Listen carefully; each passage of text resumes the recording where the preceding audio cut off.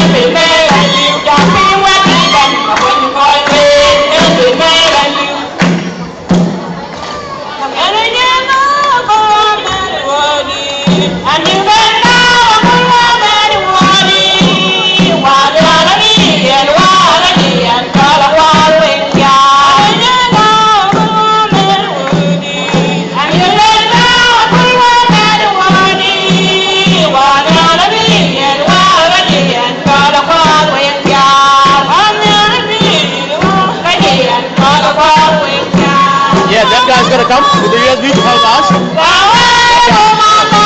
gonna come to help us. But he said it's gonna work. Well, I'll ask him to come.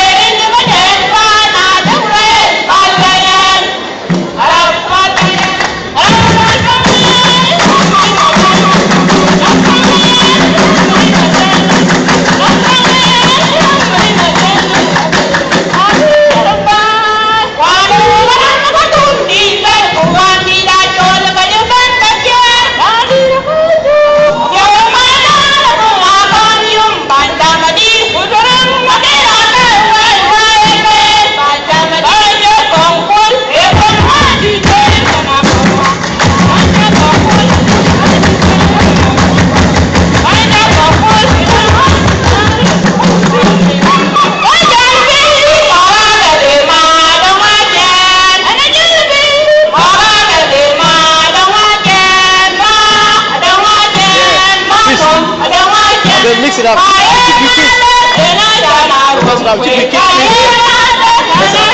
think it's gonna be next now.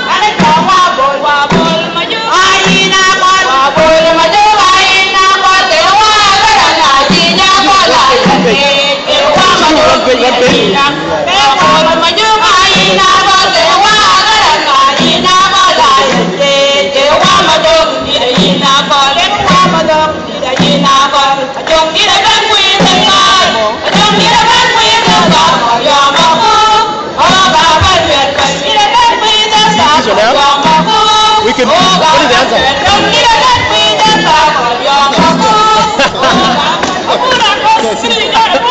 Okay. The answer will be Juma Mui. Shukran level. Shukran. Yeah. Nah, not gonna. Yeah, not gonna. Okay, let's say. Hold on. No, hold on a sec. Keep that.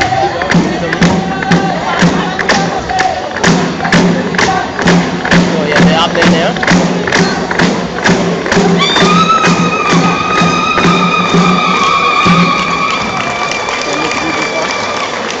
No, don't leave them just. Please put your hands together for our World Community Group. They're not going to do anything yet. Now go to start show.